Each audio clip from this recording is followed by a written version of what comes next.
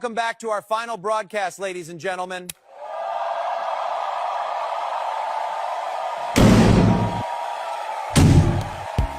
কৃত্রিম বুদ্ধিমত্তা এআই খাতে চীনের সঙ্গে প্রতিযোগিতায় যুক্তরাষ্ট্রের অবস্থান দুর্বল হতে পারে এমন আশঙ্কায় একটি নির্বাহী আদেশে সই স্থগিত করেছেন মার্কিন প্রেসিডেন্ট ডোনাল্ড ট্রাম্প। এআই কোম্পানিগুলোর জন্য নতুন নির্দেশনামূলক কাঠামো তৈরির পরিকল্পনা থাকলেও শেষ মুহূর্তে তা আটকে যায়। বার্তা সংস্থা রয়টার্সের প্রতিবেদনে বলা হয়েছে, বৃহস্পতিবার এআই সংক্রান্ত নির্বাহী আদেশে সই করার কথা ছিল ট্রাম্পের। এই উপলক্ষে বিভিন্ন এআই প্রতিষ্ঠানের প্রধান নির্বাহীদের উপস্থিতিতে একটি অনুষ্ঠানও আয়োজন করা হয়েছিল, তবে শেষ মুহূর্তে সিদ্ধান্ত পরিবর্তন করেন তিনি।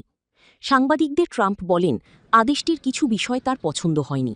বিশেষ করে এমন কোনো পদক্ষেপ নিতে চান না যা যুক্তরাষ্ট্রের এআই খাতে এগিয়ে থাকার অবস্থানকে ক্ষতিগ্রস্ত করতে পারে। ওভাল অফিসে ট্রাম্প বলেন, আমরা চীনের চেয়ে এগিয়ে আছি, অন্য সবার চেয়েও এগিয়ে। আমি এমন কিছু করতে চাই না যা এই অগ্রগতিতে বাধা হয়ে দাঁড়াবে। রয়টার্সের সূত্র অনুযায়ী প্রস্তাবিত আদেশে এআই কোম্পানিগুলোর জন্য একটি স্বেচ্ছাসেবাভিত্তিক কাঠামো তৈরির পরিকল্পনা ছিল।